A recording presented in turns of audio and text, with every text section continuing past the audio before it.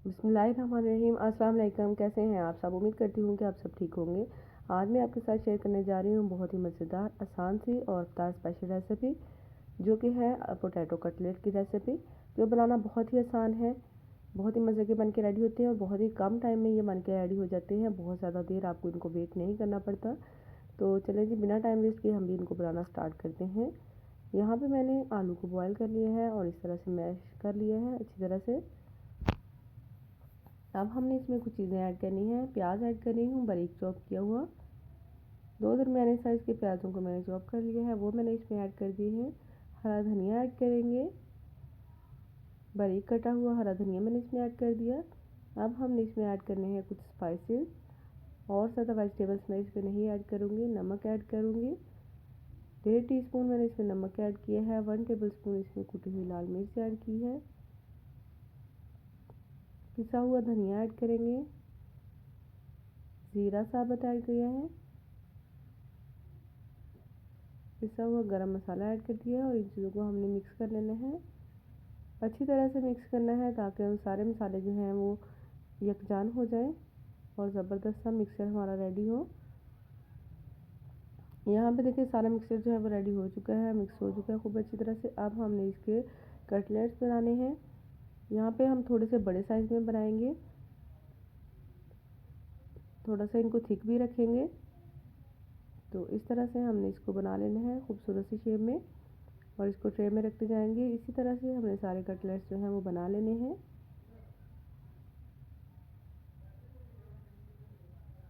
तो यहाँ पे हमने सारे कटलेट्स इस तरह से बना लिए हैं। अब हम इसकी कोटिंग रेडी करेंगे। यहाँ पे मैंने लिया है बेसन, उसमें ऐड किया है कुटी हुई लाल मिर्च, ज़ीरा, नमक, थोड़ा सा पिसा हुआ धनिया, 2 अंडे इसमें ऐड कर दिए हैं। इनको हमने थोड़ा सा मिक्स करना है। इस पॉइंट पे अगर आपको मेरी वीडियो अच्छी लग रही है तो वीडियो को लाइक ज़रूर कर दीजिएगा। चैनल पर नए हैं तो सब्सक्राइब भी लाजमी कर दीजिएगा। यहाँ पे मैंने थोड़ा सा पानी इसमें डाला है और इसको मैंने मिक्स कर लिया है। अच्छा सा हमने मिक्सचर तैयार करना है, ना ही ज़्यादा पतला होना चाहिए और ना ही ज़्यादा थिक होना चाहिए। ये देखें, अब मैं स्पून की हेल्प से इसको चेक करूँगी। ये देखें, इतना सा मैंने इसको थिक रखा है। यहाँ पे हमारे सारे कटलेट्स बन के रेडी हो गए थे। तो इनको हम उठाएंगे और जो हमने इनकी यहाँ पे हमने एक कटलेट उठाना है और इसमें डिप करेंगे